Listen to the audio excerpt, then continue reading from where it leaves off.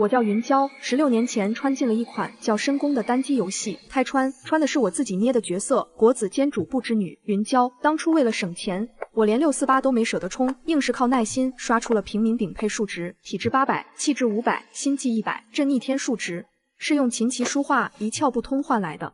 但我没想到选秀走个过场，太后居然看中了我，封为云答应，择日入宫。入宫前夜，娘亲拉着我的手，眼泪汪汪。娇娇，进宫后行事要谨慎，说话再三斟酌，开宫没有回头箭。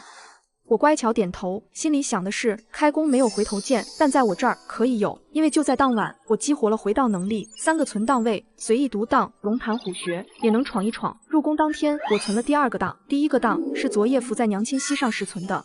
万一在后宫受委屈了，还能回去撒个娇，治愈一番。储秀宫里住着8个秀女，2人一间，叫袭嬷嬷让我们抽签分房，其他人惴惴不安。我反手存了个档，抽签好啊，这不就是刷开局吗？抽到朝北的屋子，室友是张常在，他说不想跟我一间屋，我说我也是。然后回档，抽到屋子朝向好，但有没位回档，抽到屋子朝向好，室友也和气，但离宫房太近，回档抽了6次，终于刷出各方面都满意的屋子。安置好后，去清心堂学规矩，叶嬷嬷教布菜，说了一遍15种忌讳，然后让我们实践。张常在突然说，云答应如此沉着，想必极有把握，不如他先来吧。我瞅他一眼，我倒是不介意先来，就想知道姐姐是想把常在位分也一并礼让给我吗？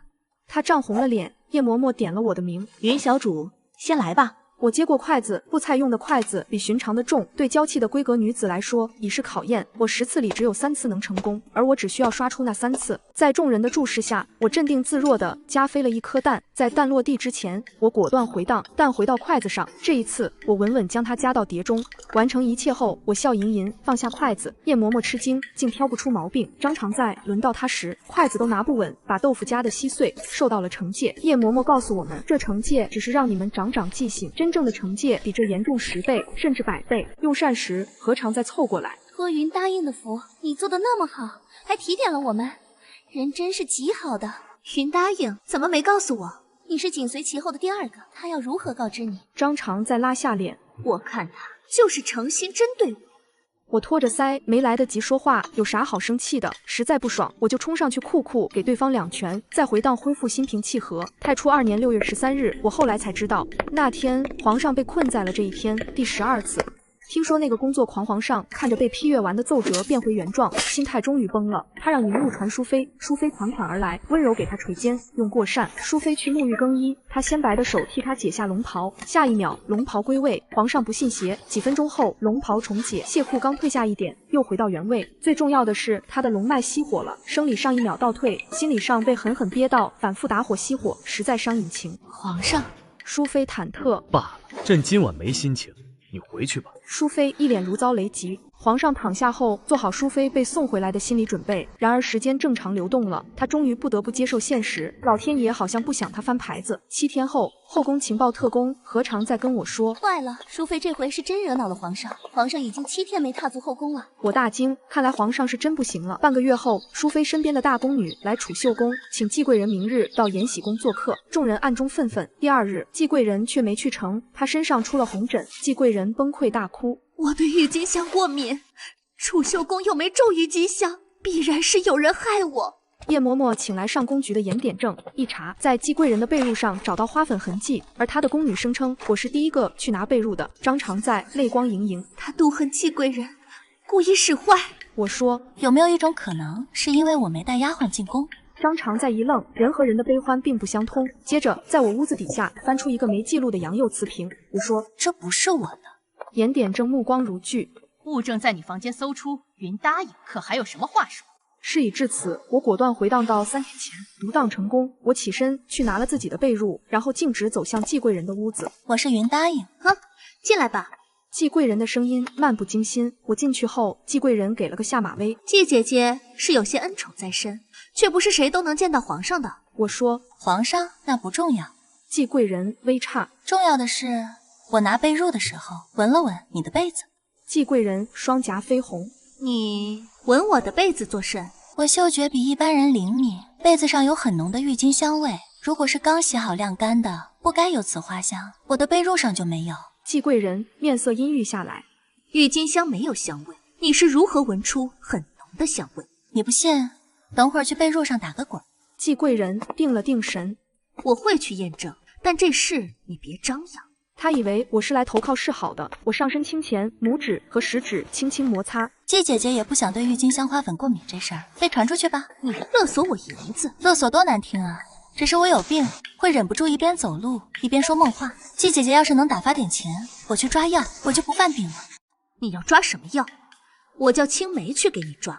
好说，50两银子熬1个时辰。季贵人冷着声线，把那个小箱子拿出来，不必拿大的。给了我50两，我空着手去，满载而归。第二天下午，我在床底下发现那个洋釉瓷瓶，又敲响了季贵人的门，这回也是带着50两走的。季贵人有防备，只手腕起了红点，为影响傅淑妃之约，回来就将辛答应逮了出来。原来入宫前，辛答应就和季贵人有旧怨，这次动了歪心思。辛答应被驱逐出宫。好消息，我剩下的半个月将独享豪华单间待遇。数日之后，后宫怨声载道，太后看不过眼，决定突击考核储秀宫的秀女。而我这边7日前的一个夜晚，听说皇上随意挑了江嫔的牌子，梳洗打扮过的江嫔被抬进未央宫，朝她抛媚眼。1秒后，江嫔再次路过，抛媚眼乘2。皇上面无表情的驻足，看江嫔经过了7次，在第7次经过后，迎路低头进来。皇上，江嫔娘娘正在榻上等待，把江嫔送回去。迎路不是皇上，你耍人玩呢。江嫔好应付，太后那边却得讨说法了。皇上装作没事发生，私底下做了很多实验。他下令提前处斩1名死囚，接着故意翻淑妃的牌，这次没有回溯，没关系，死囚多得很。第2次翻江嫔的牌，回溯了2次，在前1次回溯之前，头身分离的死囚，在第2次回溯后活蹦乱跳，景象完好无缺，倒转乾坤，起死回生。如果能将这份力量据为己有，可惜想象很丰满，现实很骨感。回溯规律没研究出来，他快绷不住了。由于皇上不去后宫，还时常把妃嫔召去幼园样抬回去。太后板着脸请他过去，他费尽唇舌，眼看太后眉目舒展开来，一眨眼。他又回到了长乐宫正殿前，太后瓮声瓮气：“哀家还以为皇上连长乐宫都不愿意来了。”同一时间，我正欢天喜地啃着南瓜酥，何尝在拖着下巴？明天就要考核了，你真一点不担忧？储秀宫我待着就挺好，宫殿一个萝卜一个坑，你分得晚，就会被分得远远的。而且叶嬷嬷说了，笔试成绩好的，娘娘在分宫事上会优待。一言惊醒小咸鱼，为了能晚点起，咸鱼也要支棱起来。考核之期转眼将至，这一日是皇帝安排给自己的练武日，拉弓100次，总算告一段落。就在这时，皇帝浑身一轻，武师去而复返，恭敬下跪。皇帝最讨厌的拉弓白练了。2个时辰后，再次时光倒流，皇帝龙袖下的手都在颤抖。老天爷到底想我怎么样？好，总算把题目都背下来了。我信心十足地开始了第3次笔试考核。我不知道的是，在皇宫的另一端，有人比我更熟悉这种无限循环的滋味，而我们很快就会相遇。笔试结束，秀女们面色都不好看。皇后出的题目太刁钻，3大朝贺的礼仪、祭祀的忌讳、宴席的固定菜式，全是叶嬷嬷随口提过。我们以为绝不会考的细枝末节，张常在气恼。叶嬷嬷笑眯眯的：“这不诚心刁难人。”叶嬷嬷笑眯眯的：“小主此言差矣，万一奴才疏忽，主子心里没谱，岂不逾越为制？”考卷很快送到建章宫，和考卷一起送到的还有淑妃的孝敬，一只成色极好的红宝石步摇。皇后瞥了一眼，淑妃向本宫低头是难得的事儿，就成全她吧。她翻阅起卷子，答得一塌糊涂的，她反而露了笑脸。等下把卷子送去未央宫，让皇上过目。听说当今圣上最讨厌蠢人，正好让他看看按家世相貌选进来的这般笨瓜。翻到最后一份，皇后面上的笑容凝固了。这份卷子答得不错，一题错漏也没有。字迹娟秀而不羸弱，落笔坚定，胸有成竹。皇后沉吟片刻，云答应，便赐居咸福宫吧。未央宫里，皇上拿出了科举殿选的精神翻阅考卷，看完那心情就跟看导师看毕业论文似的，厌蠢症犯了。除了季贵人答的还算妥当，其他都写的什么东西，在储秀宫学了1个月就学成这样。他的眉头居然皱起，直至看到我的答卷后才舒展开来。也就这云氏算脑子好使的。翌日分完公事，我去咸福宫向丽嫔请安，她盯了一会儿我的脸，待我蹲的腿都麻了，才让我退下。内务府派来2个宫女，让我赐名。我是起名废啊，以前玩深宫时都给宫女改成狗腿子1号和狗腿子2号。看见正殿宫女捧着茶叶罐子经过，我灵机一动，以后我手底下的宫女就以茶叶为名，你们自己挑一个喜欢的吧。2人分别选了雪芽和贡梅，我松了口气，得亏他们懂茶，不然我只能起红茶、绿茶、普洱和乌龙了。毕竟应该没人想把自己改名叫芋泥波波奶茶，全糖加奶盖。翌日请安，我起得特别早，到正殿候着，等丽嫔起来。这就是新来的云答应吗？孙常在瞥我一眼，起得真早。我屈膝行礼，他嗯了一声，咕哝道：“要不是你，我还能得个座儿，喝热茶。丽嫔有心立规矩，让两人在走廊站着等。冷风吹得脸刺痛，好一会儿盛装打扮的丽嫔才款款步出。为显身姿婀娜，她没要宫女扶着，腰肢袅袅，然后就被门槛绊了一下，踉跄摔倒。娘娘，宫女赶忙将她扶起来。丽嫔咬着后槽牙起身，看见我以手掩面，你为何挡着礼？回娘娘的话，我在储秀宫受过专业训练，一般不会笑的。这回是真没忍住，对不住了，娘娘。赶在丽嫔大怒之前，我一秒回荡，长吁一口气，耳畔是雪牙的叮嘱。丽嫔对相貌好的年轻妃嫔会格外严厉，小主等会儿哪怕委屈了，也得忍忍。我深以为然的点点头，再次去正殿等候。再次见到她婀娜多姿的摔倒，这回我赶上了。丽嫔惊呼，我比在场所有人反应更快，先一步扶住了她。惊魂未定的丽嫔倚着我，纤纤玉手按着心口，这回她看向我的目光比之前温和多了。等下，你手上怎么光秃秃的？秋露，去拿只玉镯子来。宫女飞快捧来一只素玉镯，丽嫔将它戴在我手上，谢丽嫔娘娘赏赐。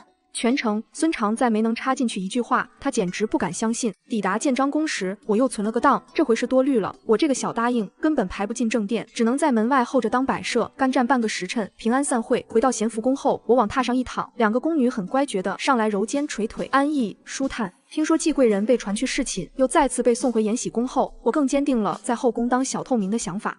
反正我今天只刷了3次，就刷出了清炖肥鸭呢，美滋滋。而这时候，身在未央宫的皇上正在一张名单上将季贵人的名字划去，这一个也不行。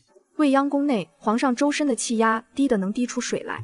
时光回溯的条件到底是什么？不搞明白这一点，要朕如何安睡？他狭长的凤眸下附着淡淡乌青，须臾，他起身出去走走。皇宫12个时辰都有人值班，他从小在后宫横行，不觉阴森。走着走着，豆大雨珠细细密密地落下，他思忖片刻，走向最近的咸福宫，参见皇上。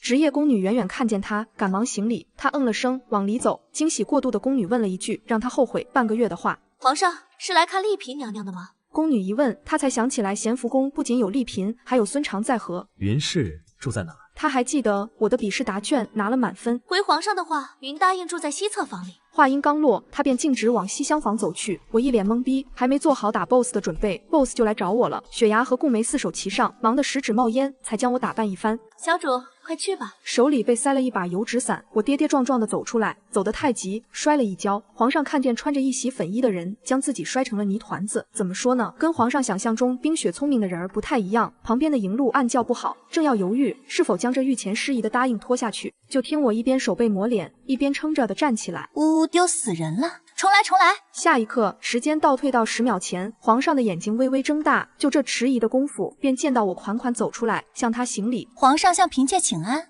嘴瓢了。时间再次倒退到10秒前，这回他反应过来了，时光回溯的原因竟出在我这个小答应身上。为何临幸后宫不成的原因也豁然开朗，这必然是他争宠的手段，阻止他去宠幸别的妃嫔。他目下森然，却装作浑然不知。当我再次慢吞吞地走出来时，在他眼中也变得大智若愚了起来。我规矩地请完安，他说：“你抬起头，让朕看看这些天害惨了朕的罪魁祸首长什么样子。”我抬起脸，想着大不了就回荡，便很勇敢地直视圣颜。妈呀！好帅的例会！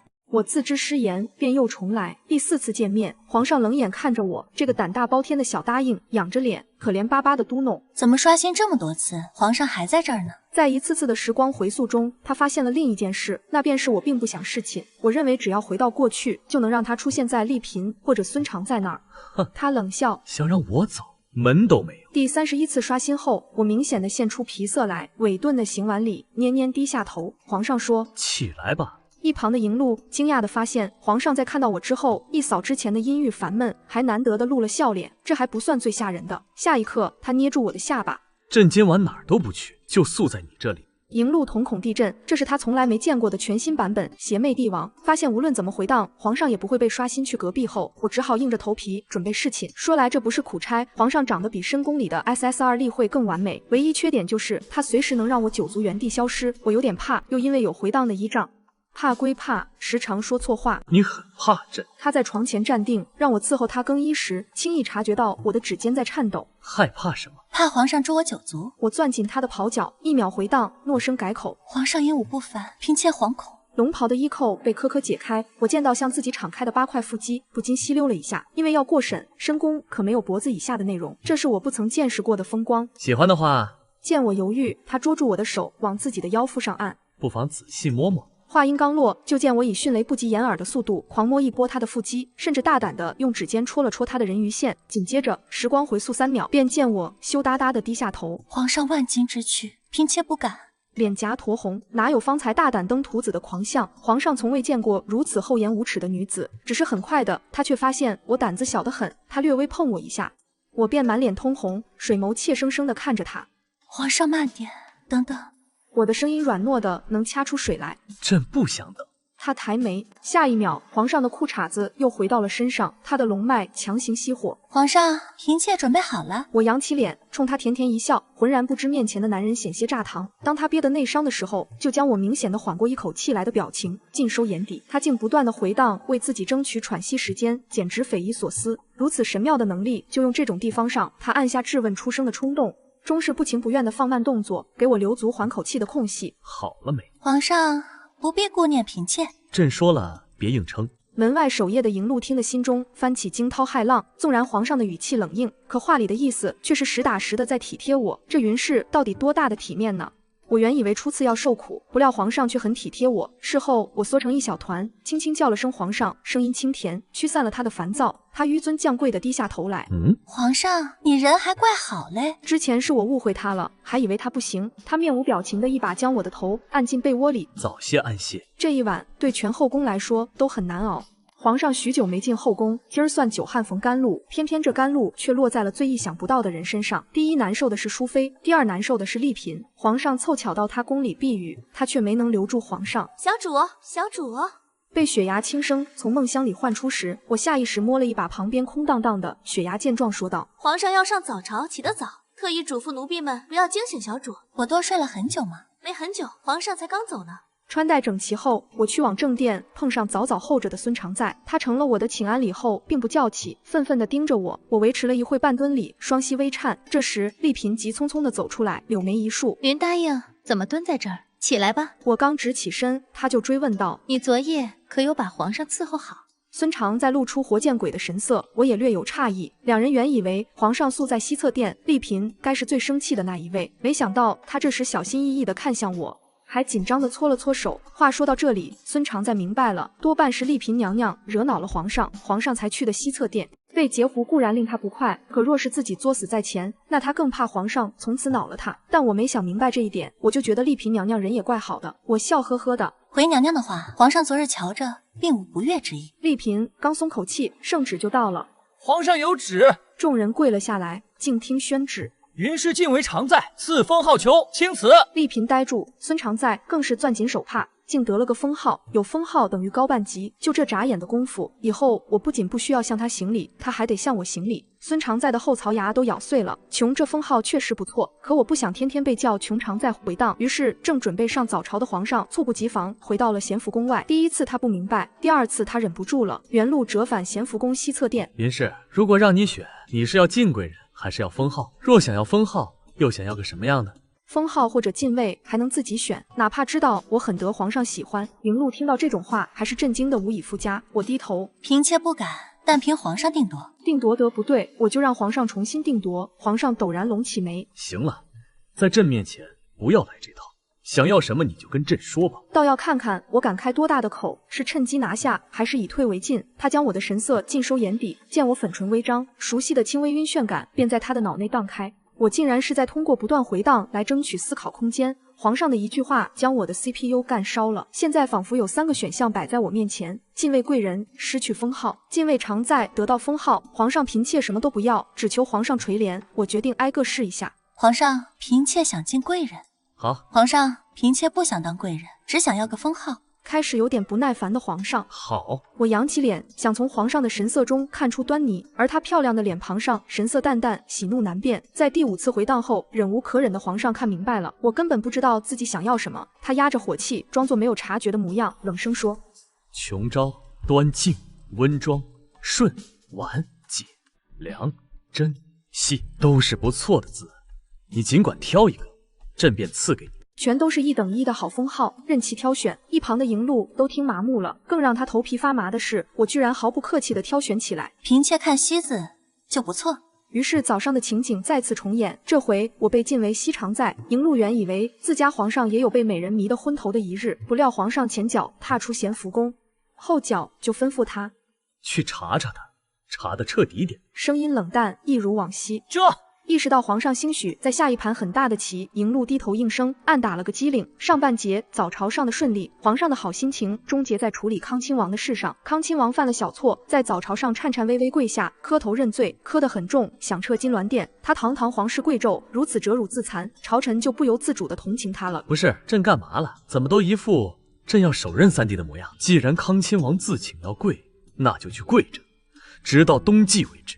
他急怒攻心，闻言，康亲王本就苍白的脸色更白了3分。他俯身拜下去，臣谢皇上恩典。话说完，皇上就后悔了。他因小错重罚康亲王，落在旁人眼中就是皇上不仁不替的证明。如果能重来，他刚这么想，脑袋正好荡开轻微的晕眩感。康亲王扑通一声跪了下来，磕头：臣弟自知有错，愿自罚于乾坤宫前，跪求皇上恕臣之罪。康亲王的头垂得很低，敛去眼底的笑意，让朝臣和天下人看到大哥是多么不仁的暴君吧。下一刻，上首却传来皇上温和的声音：胡闹，还不快扶康亲王起来！康亲王猛地一愣，按宫中规矩，出城语录的妃嫔要向皇后敬茶，递茶的宫女笑眯眯的。我将茶杯双手捧住，烫得惊人，茶杯摔在地上，犯了大错。皇后笑意淡了。西常在可是不愿给本宫敬茶？魏嫔和许贵人跟着拱火，小户出身的也太没规矩了。我没解释，解释也没用，去验证的人会指鹿为马。我选择独当，独当后，当那宫女笑意盈盈的将茶杯递过来时，我用食指指尖掂住杯沿，飞快往皇后手里一塞。娘娘，请喝。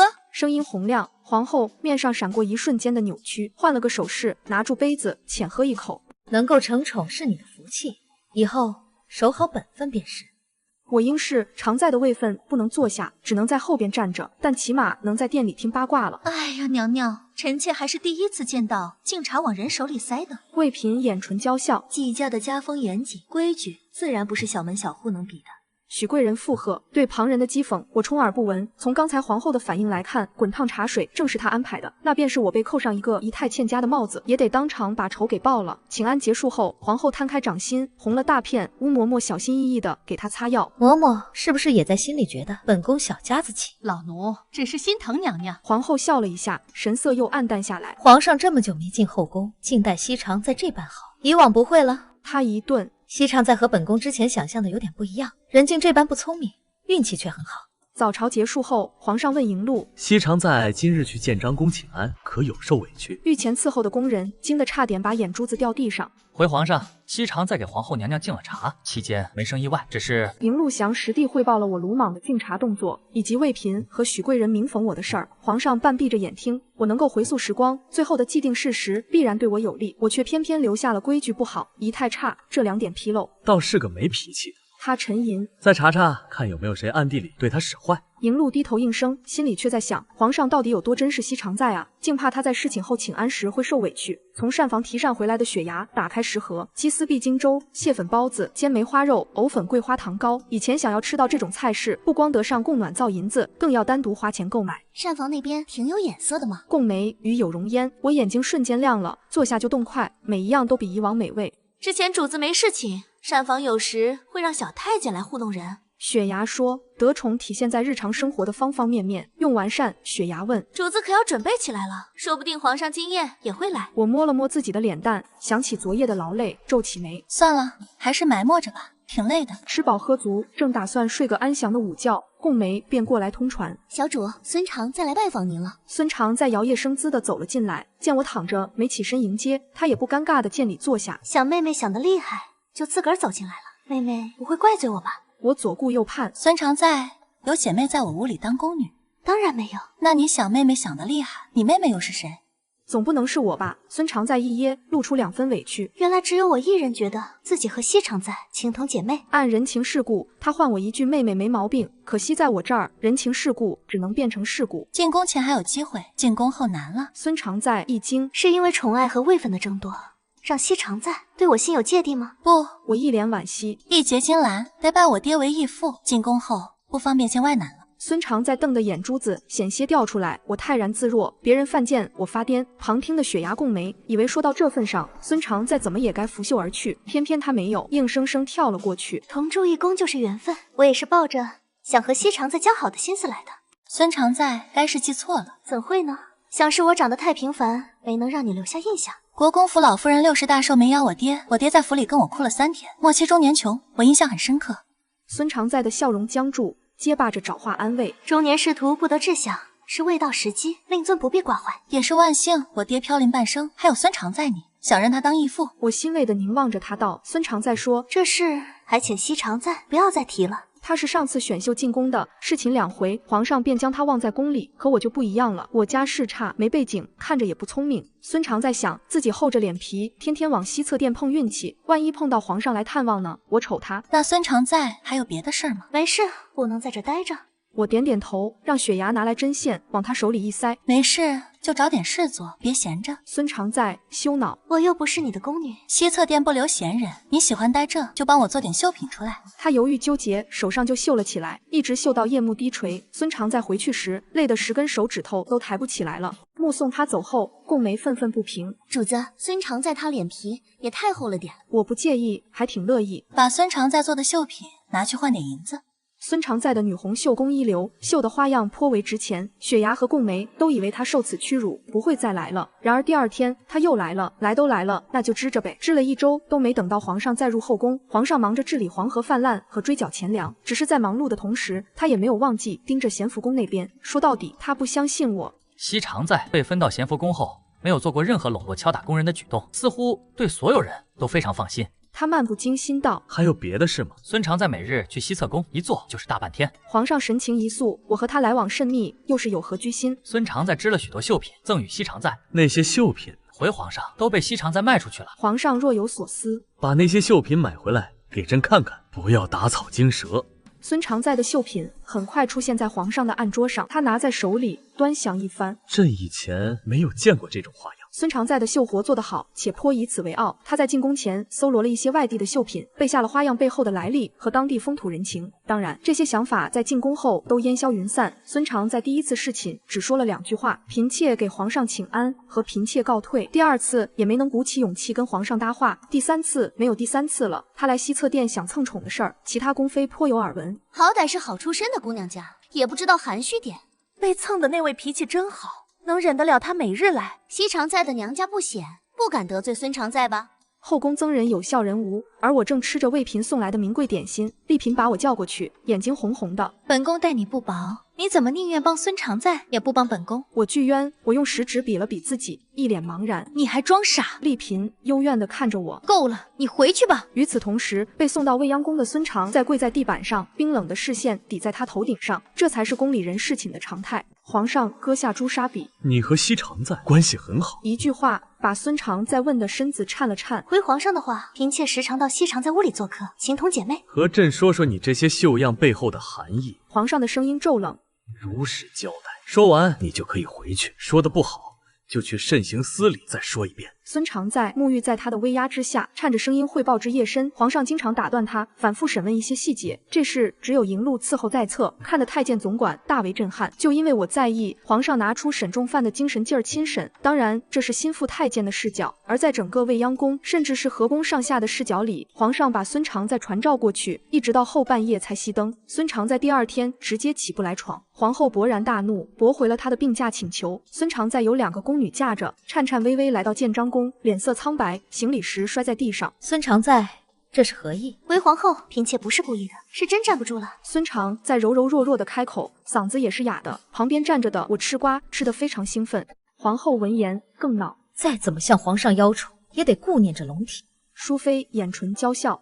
既然孙常在说他没有，不如把铜册拿来，一看便知。铜册是记录皇上宫闱起居的。皇后恨极孙常在这副惺惺作态的模样，竟真的取了铜册来。这一看，却竟然发现昨夜竟无一次记当。那折腾到后半夜，又是忙活什么？皇后意兴阑珊，让众妃嫔都回去。身残志坚的孙常在却硬撑着凑了过来。他满脑子是皇上的命令。今夜之事不准对外泄露半句。你不是和西常在情同姐妹吗？你回去之后要像往昔一样与西常在交好，情同姐妹。西妹妹，我回头，你不是说不这样叫了吗？孙常在挤出笑容。其实我自小缺乏父亲关爱，正好也想要个义父。姐姐，事有反常必为妖。我顿了顿道，如果你得到皇上宠爱，那是你的能耐，与我无关。结果孙常在更热情了，我只能用宫斗游戏的经验去理解，在深宫里经常有素不相识的宫妃登门拜访，根据位分高低会出现3种情况：投诚、拉拢、上门撕逼。我托着腮开始思考，求求了，我是真心想与你结交的。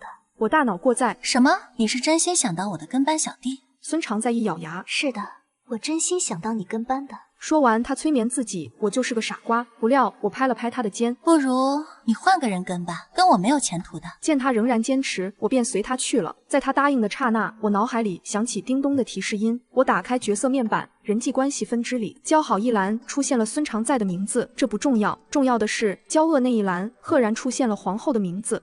他啥也没干啊，娘娘。回到咸福宫后，我往角落一猫，开始期待午膳。结果今天送过来的菜都是我不喜欢的。独当到第2回，没等到提膳回来的雪牙，却等到一脸笑容的迎禄公公。西常在，皇上传召小主去乾坤宫伴驾。我拒绝加班，再次回荡。第3次，外面传来异响，紧接着是一声太监尖利的通传：皇上驾到。1刻钟前，皇上陷入了循环。在第2次循环发生时，他决定将我传召过来。被皇上召来伴驾，对后宫女子来说是何等荣宠，总不会想再回溯时光了。而纸上消失的字迹让他一秒打脸。皇上，他说摆驾咸福宫，传他伴驾还不知足，朕亲临总行了吧？皇上驾到。下一秒，皇上就发现自己从咸福宫回到了乾坤宫，亏他还以为他在咸福宫受了什么委屈，结果在他心中见到皇上跟被迫害是一样的。他不曾想到过我回溯时光的原因，只是因为不喜欢吃茄子。好，很好。他将宗卷捏得咯咯作响，他冷着脸吩咐：摆驾咸福宫。他一声令下，迎路有条不紊地准备起来。他想，回溯时光不仅能让人白费功夫，还能让他在有限的时间里进行无限的学习。迎路将按上位月的奏折置入箱中，朕要带着看。如是者，他再次坐上步辇，然后再次被退货。他想起希腊使者来访时讲过的神话：西西弗斯推石上山，永无止境，徒劳无功。他不觉得煎熬。奏折看完了，就换别的书来读。在一次又一次的回溯时光中，他仿佛永远无法踏进西侧殿。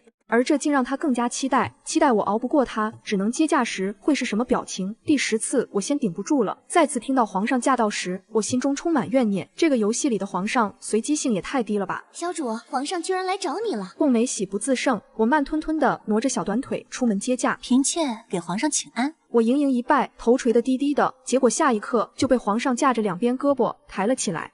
皇上你干什么？哈哈，朕不怪你。皇上冷笑出声，朕也是心之所至，才放下宗卷，想来找你一道用膳。10次回溯时光，他终于成功走进咸福宫，天底下就没有他谢之行办不成的事儿。皇上，那能先把嫔妾放下来吗？我略带窘迫道，我的个子在妃嫔之中都算小的，皇上又是近1.9米的高个，他双手架着我的胳膊把我举起来，我一双腿碰不到地，只能晃了晃无助的啾啾。皇上欣赏了一会，才将我放下来。2人迈入屋里，他环顾屋中布置。上回在这里避雨时还不觉，白天来这里真香，住得开吗？嫔妾住着挺好。我干巴巴的回应，这也是我无心争宠的原因之一，学不会风情万种的媚态。也是，你个子小，施展得开。他扫过去，审视的一眼。皇上说的对，不过朕也不知道你在这里过得舒不舒心。他放柔语气，可是伺候的人不周到。这是递话过去让我告状，拿伺候的人作画，也是我知道，除去2个大宫女，能接触到我的宫女太监都被买通了个遍，全是其他妃嫔的人。没有，大家都伺候得很好。我面露犹豫。如果说有一点不舒心的地方，你尽管说。我按捺下话里的激动，就是最近膳房送来的菜里老是有茄子，嫔妾不爱吃茄子。我小声嘀咕，茄子。皇上险些没绷住表情，他双手捧起我的头，让我扬起脸来，看清我的神色不似作伪，当时啼笑皆非。就因为送来的膳食有茄子，让你这么不高兴？是嫔妾挑食所致，原不是他人的罪过。见我真心求情，他便作罢。好了，过来。他将我抱着坐到大腿上，把人结结实实的抱在怀里。这回我没敢吱声，呜呜，立体男人好可怕。我又想到进了宫以后，也许是要习惯偶尔亲密1-2回，于是存了档，决定用这场景反复练习。皇上抱了一会儿，御膳部好菜，他就要将我放回座位，结果眨眼之间，满桌的菜消失，我又回到他怀中。皇上按兵不动，观察我要做什么。我慢吞吞的在他怀里调整姿势，小手搭上他的肩膀。你在干什么？他问我，我小小声的说，嫔妾想抱抱皇上。皇上果真有点看不透我了，既然想拥抱他，为什么要一次又一次的回溯时光，不愿见到他？不过朕还以为多了不得的事，他眉眼淡淡的，反手扣住我的腰，那朕也抱抱你。结果下一秒，时光又回溯了。皇上，女人好难懂。他低头看见我的粉颊红红，隔着衣料也感受到我狂跳的心脏。他才后知后觉的发现，我是因为他主动抱了我的腰而害羞了。我做足心理准备，才再次抱上去贴贴，被回溯2次。皇上早没有引你心思了，只端坐着看我表演。贴了一会，我心跳回到均速，觉得自己已经适应和3次元男人的互动了。我又行了。当紧张褪去，自信重新占领高地，我嘿嘿一笑，拿起插着切块水果的小银叉，要像电视剧里打几位纣王一样投喂皇上。皇上请用。只是按规矩不能直视圣颜，我又没经验，这一戳翠桃带着汁水戳在了皇上他鼻子上。我了一声，西侧殿霎时变得非常安静。皇上，嫔妾不是故意的。朕知道。他看我拿手帕给他擦脸，原以为我要回溯时光，多练习几遍，揣摩帝王的喜好和习惯。不料我给他擦完脸后，直接靠在他怀里，安安分分的不作妖。皇上，嫔妾饿了，不如先传膳吧。皇上愣了2秒后才反应过来，我放弃了，只不过失败了1次就放弃了。他这辈子就没见过这么能半途而废的人。我欢天喜地，嫔妾还能点菜吗？皇上转头吩咐迎路取单子来，御膳房的食材由皇庄提供，单子上的菜色应有尽有。我看得眼花缭乱，顺着性子点了一堆荤菜。迎路叹为观止，这西肠再点起菜来是真不客气。没想到西肠菜这么能吃。御用的食材肯定是天底下第一好的，嫔妾贪心都想尝尝。皇上听笑了，谁跟你说御用的食材是最好的？我愣了愣，农户看天吃饭，最好的那一茬，该是只有当地人能吃到。农民手里吃到的瓜果比御用的更新鲜。送到皇上面前来的食材必然是最漂亮好看的，好不好吃另说。他不是贪图吃喝的性子，却见怀里的小姑娘陷入沉思。他问我想什么呢？我说果子一甜就招虫，最甜的该被虫尝过，比农民伯伯还鲜一些。没关系，皇上没尝过最好的，嫔妾家里穷也没有尝过。皇上不由觉得老天无眼，逆转乾坤的大能怎会交给这么一个人？等到御膳送上，他才再次大开眼界。我点的菜不多，御膳自然不可能只上那么几样，满满当当的一桌。我拿起把自助餐吃回本的精神劲儿，就是酷酷一顿炫，吃相还算优雅，礼仪没忘，就是给他带来了一点小小的震撼。但人的胃始终是有极限的，当我再也吃不下的时候，选择了回荡重吃。期间不忘看向皇上，皇上你也多吃点。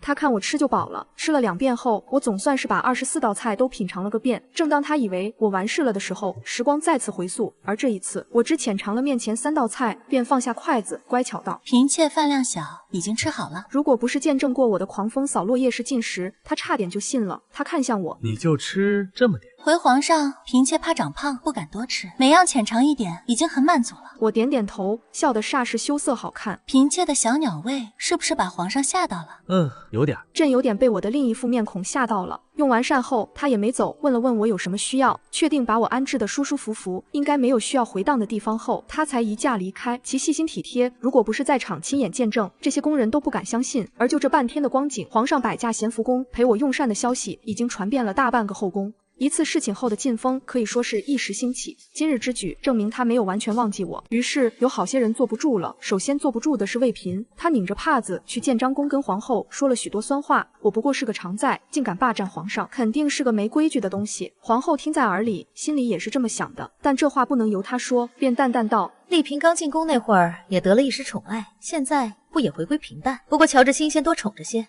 你说的对，区区常在，不必往心里去。娘娘还是太宽容，才纵了这等子人。”没达到目的的魏嫔气鼓鼓的走了，转头去了钟粹宫找许贵人嗑瓜子。皇后是不着急，初1、15总要到建章宫，可我们呢？你别看皇上才找了我2回，要看这阵子皇上除了他就不踏足后宫。许贵人压低声音：“请不动皇后，姐姐自个儿也能办。明着来是会招皇上的眼，暗着来让人侍不了寝的法子不是多着。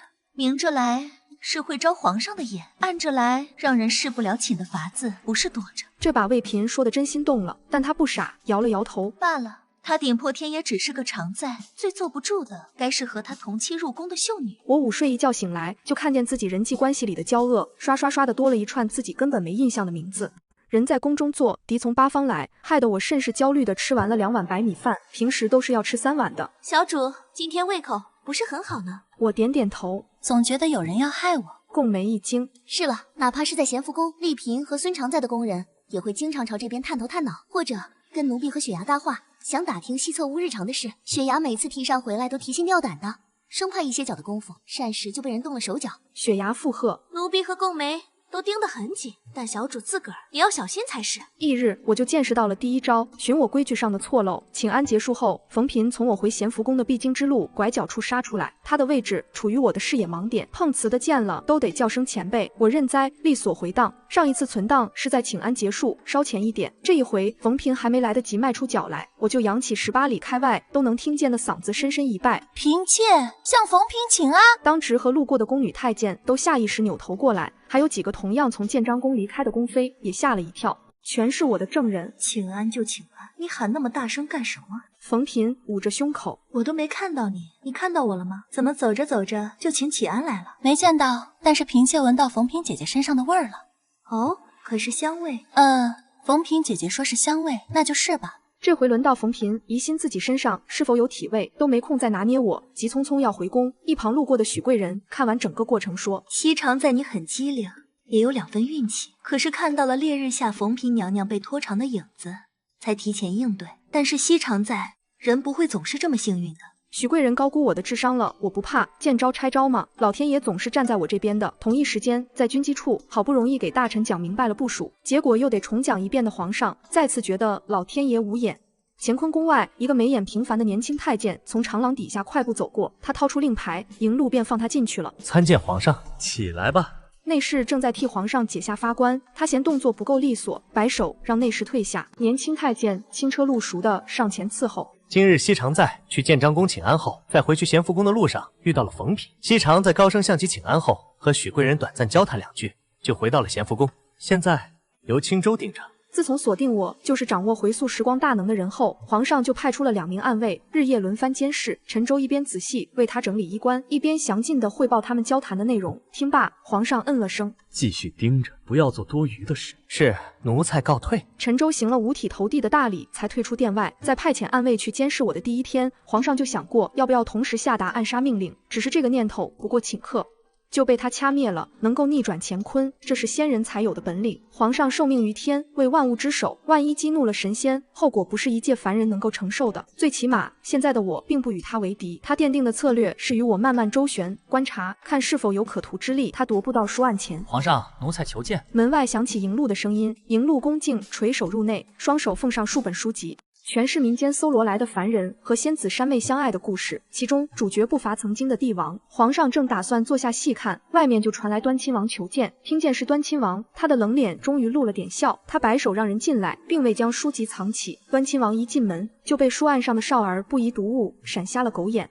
他打开一看，发现里面的内容比书名更不可描述后，立刻啪的合上书，满脸涨红。白日观此书，不像皇兄能做出来的狂行啊！朕只是好奇九天玄女与凡人的双修之法。端亲王，沉迷长生修仙是每位帝王的必修课，但皇兄也问道，问得太早了吧？端亲王开玩笑道，皇兄个把月不踏足后宫，同策空空如也。太后上回召我入宫，就为这事急上火。原来皇兄是在等仙女，只是不甚热衷。被当面提及房事次数，皇上也淡淡的，能与仙女双修，才能寻得长生之法。端亲王微笑点头。作为燕赤第一帝吹，他现在就一个想法，大哥是不是干奏折，把人干傻了？与此同时，我存了个档，正准备出去逛逛。西侧殿的屋子小，没有别的娱乐，待着也乏味。贡梅说，小主，外边天气凉了，还是多披件衣裳吧。我怕冷，听话的把自己裹了个严严实实。雪牙愁眉苦脸，这下是不怕着凉了，可万一偶遇皇上，我张嘴就开始胡说八道。哪怕下雪天里，涂身姿纤瘦，动人穿的单薄的妃嫔少了去，皇上都看腻了。我要反其道而为之，做皇上没见过的毛绒球。何况不还有人要害我？我穿这一身，他在楼梯上推我，我滚到地面都毫发无伤，有理有据，令人信服。雪牙崇拜地看向我。出门时经过正殿，丽嫔正坐在小花园的秋千上，远远瞅见我们一行人，不敢相信地揉了揉眼睛。本宫是不是看花眼了？怎么有个毛球在往外走？回娘娘，那仿佛是西常在。皇上的喜好便是后宫的时尚风向标。丽嫔听罢思索良久，回头就把冬装提早置办出来。虽说存了档，我也没往御花园等热门游览地点去，我往冷僻的地方走，不易和帝王偶遇。赏了一会湖景，走进驻春林中，却隐约听到里头有动静。再一细听，是个女人在说话。本宫多番抬举你，你却总让本宫失望。你知道吗？每次家里传信让本宫向皇上举荐你，本宫都想将家书撕碎，就当做没见过。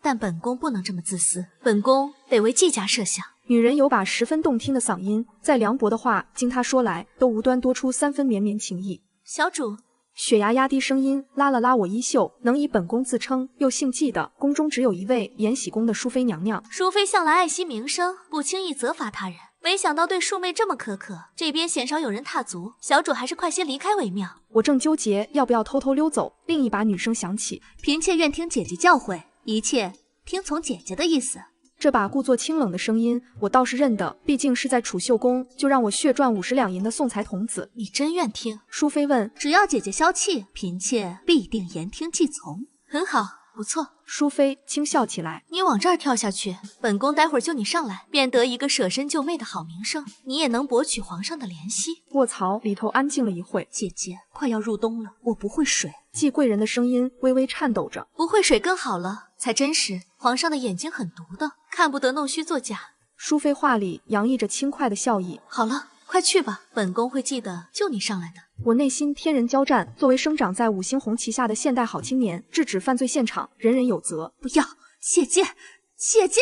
当季贵人求救的声音响起，我只觉脑袋嗡的一下。雪牙说，淑妃很是在意名声，淑妃敢这么做，多半是仗着此地无人。那我就来做这个见证人。哇，这里好清幽，景色好漂亮。我一边扯着嗓子猛刷存在感，一边往生源快步走去，结果走得太急，又摔了一跤。不远处，孔武有力的大太监正捉着季贵人的手，要将他推下湖。在即将得逞之际，四人就看见一个毛茸茸的球在地上滚了滚，毛绒球发出嘶的一声，费劲巴拉的站起来。见到是近来出尽风头的我，淑妃漂亮的眼睛微眯。嫔妾给淑妃娘娘请安。我呛亮着站起来，向淑妃行礼。我赌淑妃会看在有外人的份上有所收敛，如果没有，我就重来，换一种方法救季贵人。周围安静极了，只有我踏在枯叶上发出的细碎响声，乌云蔽日，为淑妃的漂亮脸庞蒙上一层阴霾。时间仿佛在霎时被拖慢许多。淑妃的手中现出一个赤金质地的浮雕怀表，她低头看了眼时间，对我和颜悦色道：“时辰不早了，正好西长再来了，便带本宫陪一陪本宫妹妹赏景吧。”我目送那浅紫色身影施施然离开后，回头一望，被季贵人的面色吓了一跳。她苍白着脸庞，额上和颈项汗津津的，仿佛刚从水里捞出来。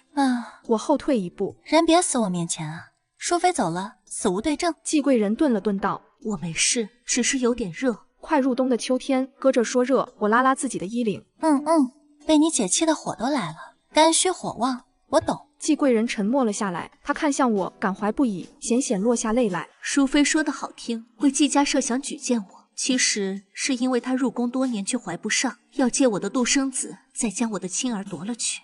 我说，淑妃真自信。季贵人，后宫凶险，季家在宫中的人脉也都掌握在她手中，她有我不敢违抗的自信。我摇了摇头，不，我的意思是，她怎么相信你能怀上呢？季贵人看向我身后的雪牙，你家主子一向这么说话的。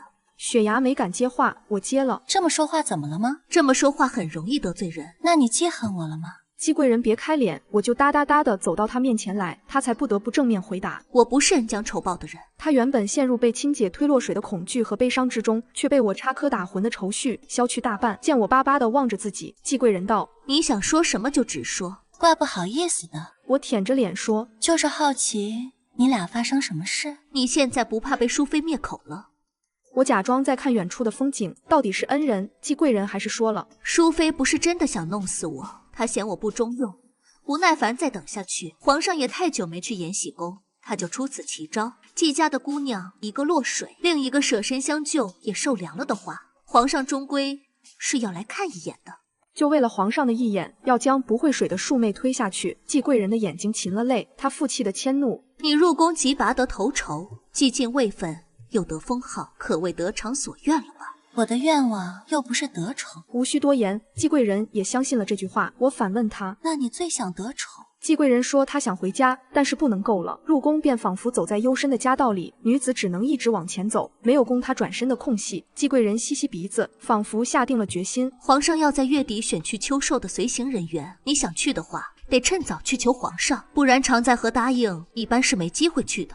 这也是淑妃着急的原因之一，她怕皇上表哥不带她，她无以为报，只能拿仅有的情报来报答一二。临分别前，季贵人说：“虽然你救了我，以后再遇着机会，我也会拉你一把，但我们还是不要扯上关系的好。”我一边应声，一边打开人际关系面板，交好孙常在。季贵人的名字颜色比孙常在要深很多，意味着好感度更高。我静了半晌，终是忍不住笑了。回到咸福宫时，淑妃的赏赐也一起送到了西侧屋。我谢赏送客后，将锦匣打开来，发现里面是一根成色极好的金镶珠翠挑簪，刚好是我这个位分可以穿戴的。送赏赐来的宫女很客气，说是谢谢我陪淑妃娘娘的妹妹赏景散心。知道内情的雪芽心有戚戚然。淑妃这是敲打小主，让小主不要乱说话呢。不愧是姐妹，出手都很大方。我不介意，将簪子捧在手里，欣赏了好一会，才让雪芽放在梳妆台上。明天去请安时就带她，让淑妃看到。她就会放心了。说完，发现2个宫女齐刷刷的转头盯着我，共梅一脸欣慰。没想到小主也这么懂人情世故。虽然没有明说，但我觉得自己被小看了。不过现场并不止我一个人吃到瓜了，还有一直阴暗尾随的暗卫青州。他转头就把全过程汇报给了皇上。朕知道，淑妃爱惜的名声在皇上眼中却不重要，要吸引他的注意力，这的确不失为一个双赢的好办法。可惜季贵人是个怕水的。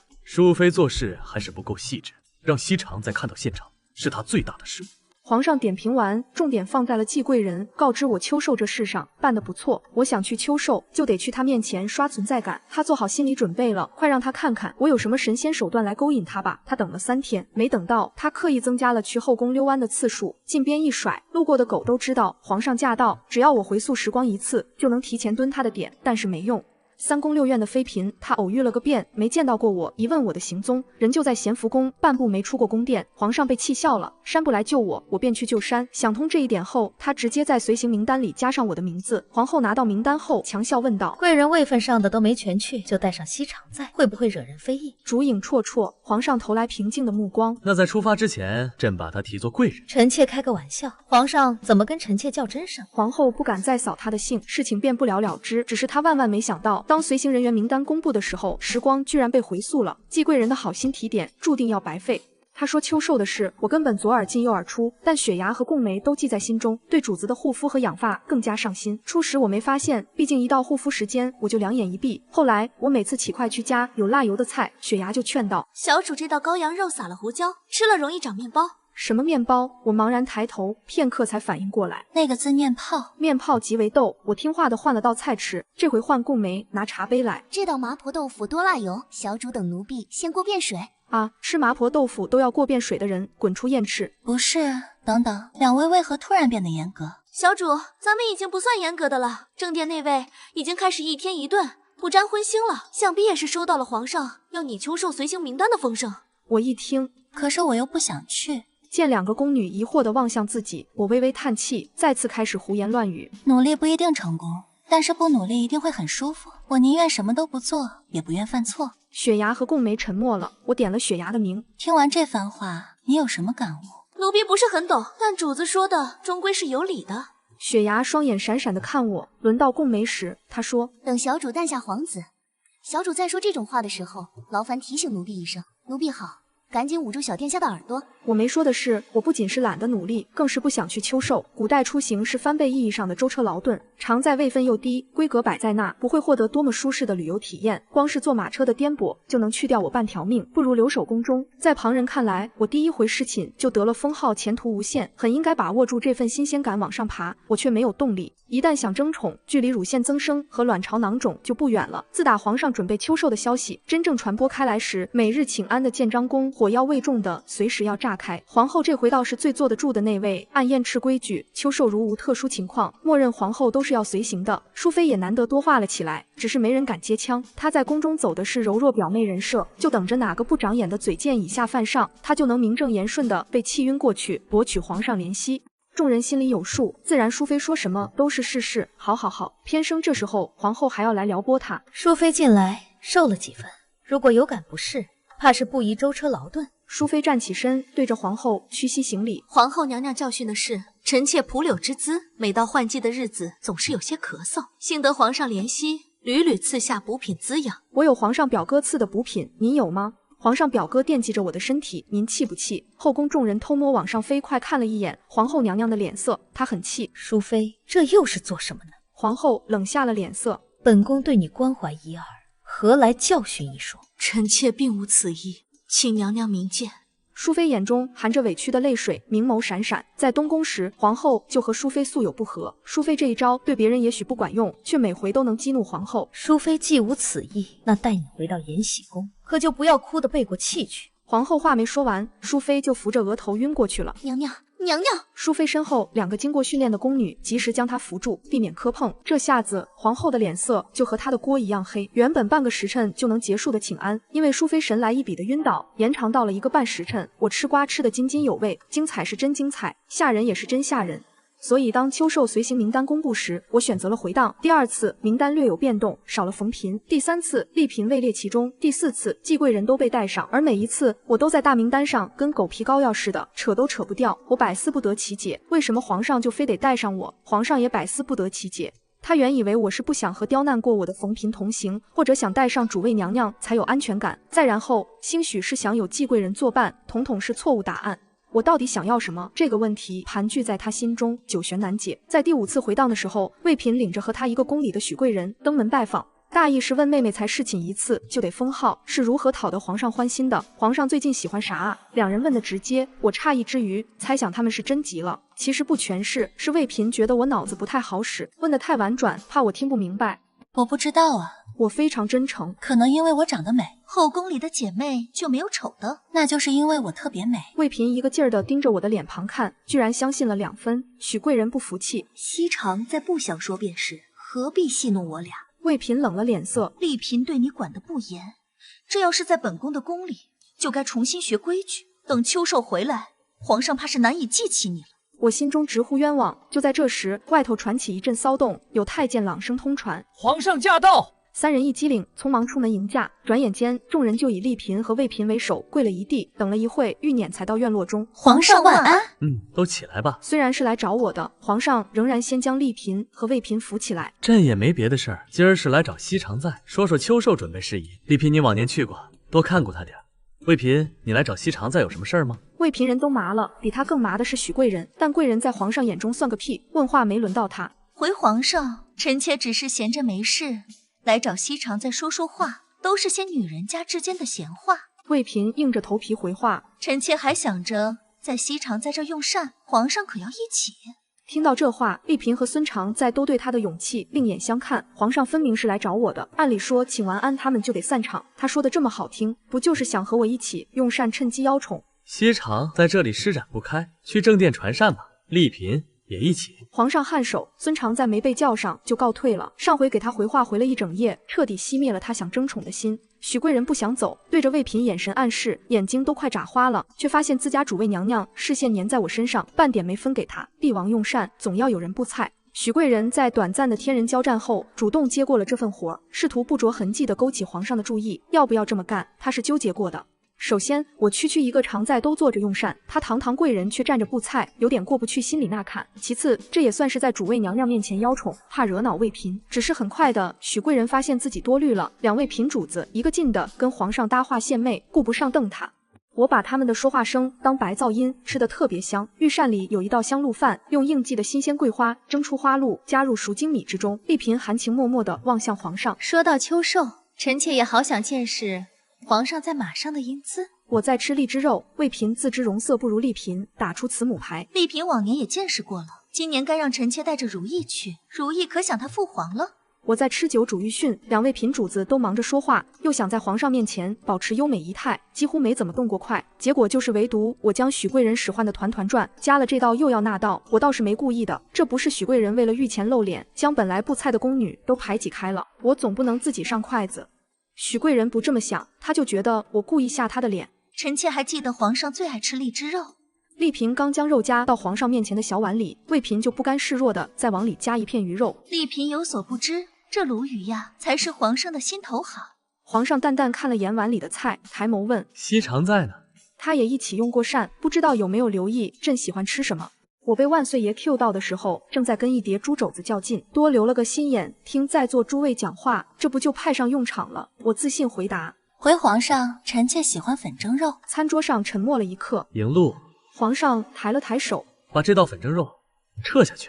我 QAQ。正当众人以为我惹了皇上不喜后，他却接着说：等你陪朕去秋寿，再让你吃个够。3人瞳孔地震，听听这语气，皇上不仅内定了要带我去，还有商有量的让我陪着他去。皇上，秋寿要带上嫔妾吗？我忍不住问。对，朕想你陪着。他用了很坚定的语气。怎么了？你不想吗？我苦着脸瞅瞅他。有话但说无妨，朕恕你无罪。话说到这，丽嫔、魏嫔和许贵人都觉得我该见好就收了，不料我当场表演了一个蹬鼻子上脸。去猎场要坐好久马车，常在坐的马车期逼仄又狭小，去了猎场住的也不好，都不如咸福宫现在住着舒坦。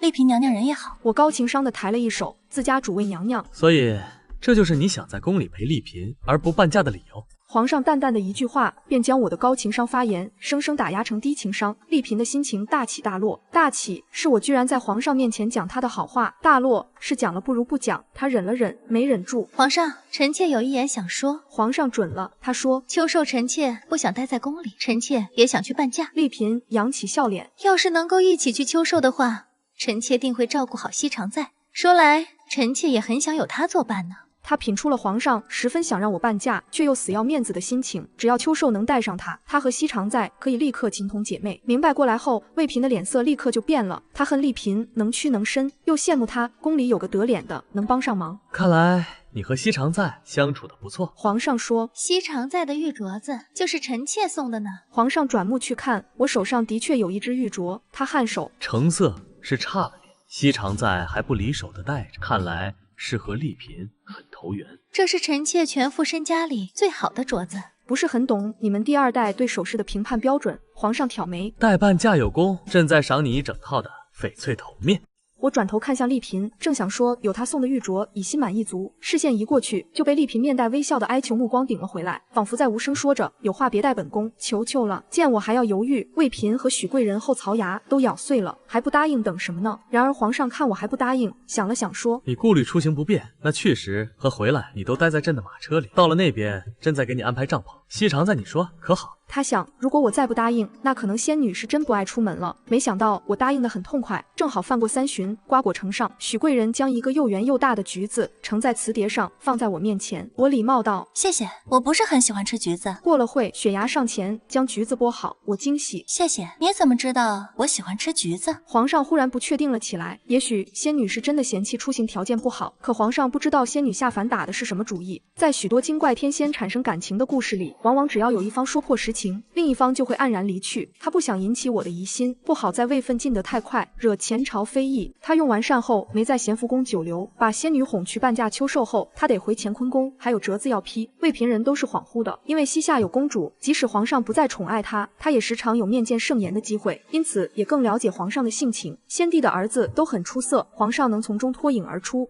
附上了比弟弟们更刻苦的努力，所以在兄弟里头也是最不贪图享乐的一个。待合心意的后妃有2分好，从不宠得过头，对我这种做派以往是没有的。于是魏嫔看待我也多了2分谨慎。我想给2位嫔主子布菜，西常在使用起我来，却一点不客气呢。许贵人对着我阴阳怪气，你拦着我宫女了。如果你不是故意的，那就是真不通人情了。我面露苦恼之色，并给出了一个许贵人没想到的答案。人总不能为了人情，连御膳也不吃吧？许贵人还想说些什么，被魏嫔冷冷的一句走了喝止，目送2人离开咸福宫。丽嫔将我请到正殿。丽嫔姐姐，别，我该管你叫姐，刚才真是吓死我了。丽嫔犹有余悸，我说这不合规矩，会被人说闲话的。那我们各论各的，你管我叫姐，我也管你叫姐。老实说，我也不明白皇上对我的殷勤从何而来。满打满算，我只侍寝了一回，既没展现出惊人的防中术，他也没说什么情话，因此皇上对我的处处照顾充满谜团。我这么想，也这么跟丽嫔说了。丽嫔听罢不敢相信，皇上待你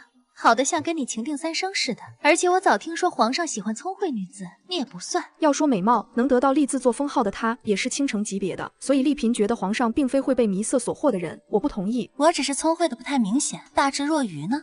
那丽嫔宁愿相信她艳压全后宫。你之前竟没问过，我以为皇上第2天就该把我忘了，原也不是重要的事。这辈子能拥有健康身躯，我已经很知足。男人对我好，我受着；对我不好，我躲着，不抗拒，不主动。最重要的是不负责。下回你再见到皇上，问问他，看皇上今日这般待你，想必你直接问了他，也不会不悦。看在丽嫔送的玉镯份上，我答应了。丽嫔的运气不错，当天夜里皇上就将我传召了过去侍寝。我本来是不想去的，中午那顿御膳吃的好撑，去侍寝的话就得从头到脚梳洗打理一遍，这福气还是给别人吧。宣万岁爷口谕，着咸福宫西常在，虚实到未央宫伴驾。在经历了10次日落后，我屈服了。仙女有点耐性，但是不多。这翻牌概率不知道，还以为全后宫死的只剩下我。雪崖和贡梅欢天喜地的为主子梳妆打扮。我到达未央宫的时候，正好看见刚批完奏折的皇上从里间走了出来。他换下了龙袍，穿了深云风白的长袍，衬得他面容更是清冷俊美。嫔妾给皇上请安。过来。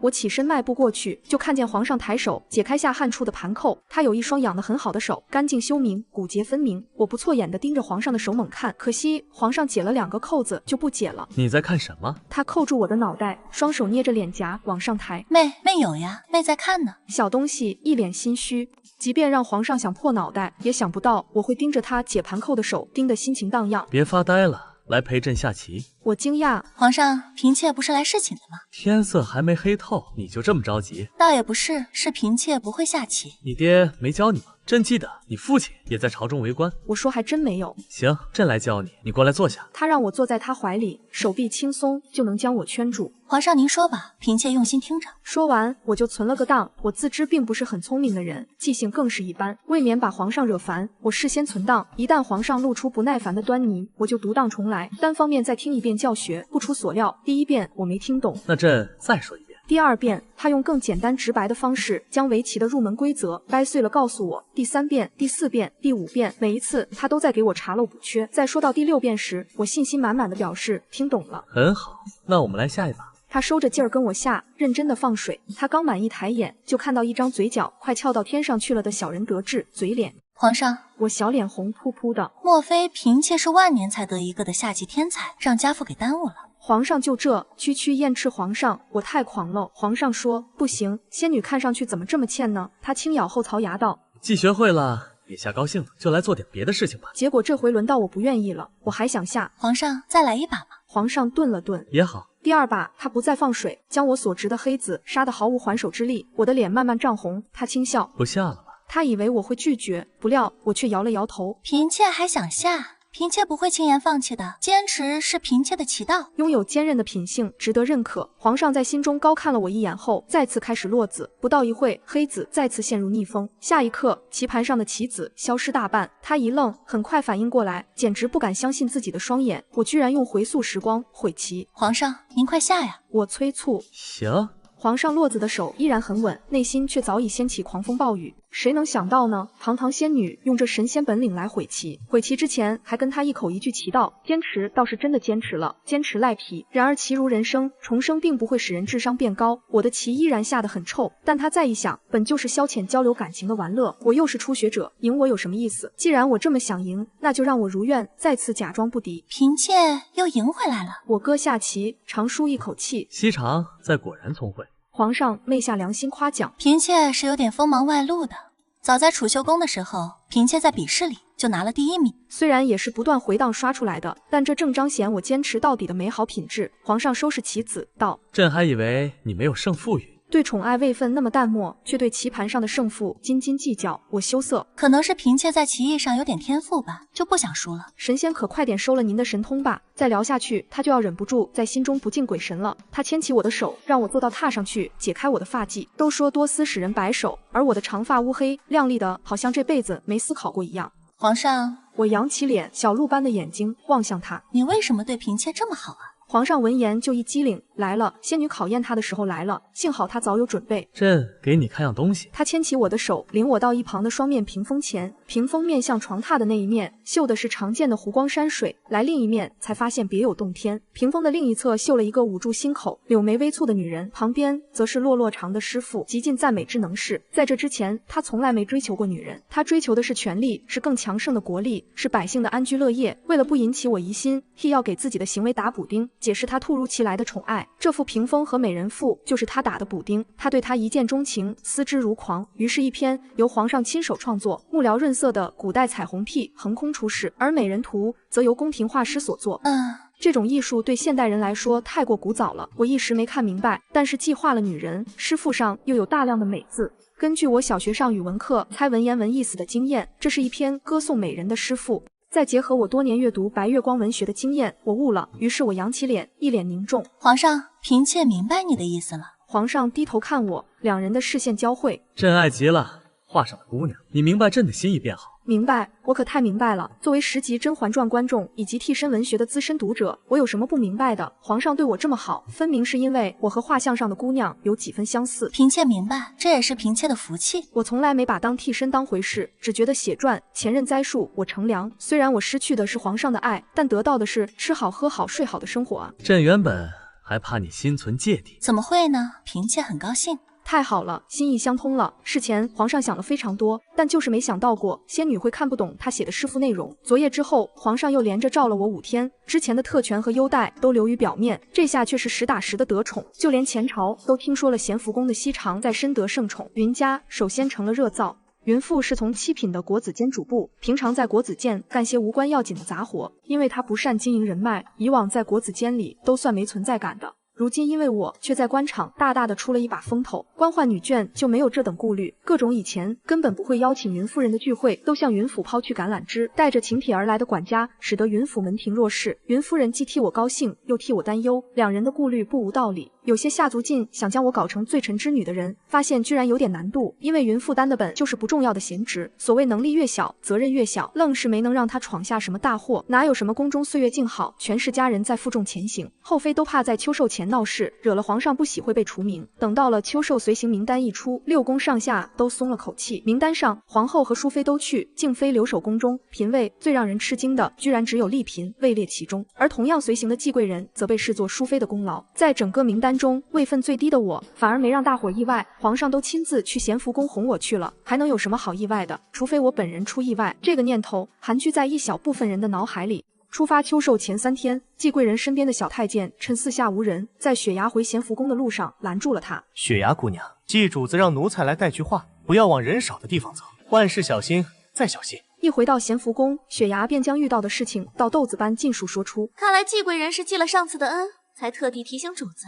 雪崖忧心忡忡地说完，看见自家小主对善和的兴趣更大，不由大跺脚。主子可长点心呢。我揭开其中一个食屉，发现今日的点心是甜烧梅。好，我今天就先吃点心。宫女再着急，主子要用膳，也只能在旁边伺候着。待吃了个8分饱后，我才徐徐道：我肯定会小心的，但为了还没有发生的事，终日惶惶不可终日，岂不是如了歹人的意，让他们动吓我？遇事我能回荡，即使是被推落水，落个10来次的，也该学会游泳。共眉笑言：主子心态倒是好。你们知道我为什么要用完膳再回答问题吗？遇事要镇定，学不来镇定，就强迫自己先做点别的事。恐惧和愤怒就像涨潮时带起的惊涛骇浪，待浪潮退去，事情的本质才会还原。既然主子心里有成算，奴婢就放心了。好在我在宫中算是不爱出门的，经常就在咸福宫里打转。秋寿前3日，更是除了请安族不出户。第2日，我从建章宫里出来，经过一条大路时，有一个太监走了过来，见面先扬了笑脸。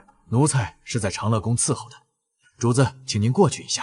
听到长乐宫，两人皆是吓了一跳。长乐宫只有一位主子，那便是太后娘娘。对嫔位以下的妃嫔来说，可能只有大年大节的时候，才能远远对这位主儿跪拜，平常根本没机会见到的。太后娘娘传召是为何事？我并没有全然相信对方，先存了个当。奴才倒是想告诉小主，可太后只说了要传小主来，并没有告诉奴才具体的事儿。他一顿催促道：要不是领了懿旨，奴才也不敢拦小主的路。误了太后娘娘的事儿，谁也担当不起。好的，我这就去。如果真是太后传他，那的确不能耽误；如果不是，那就独当再想想如何应对。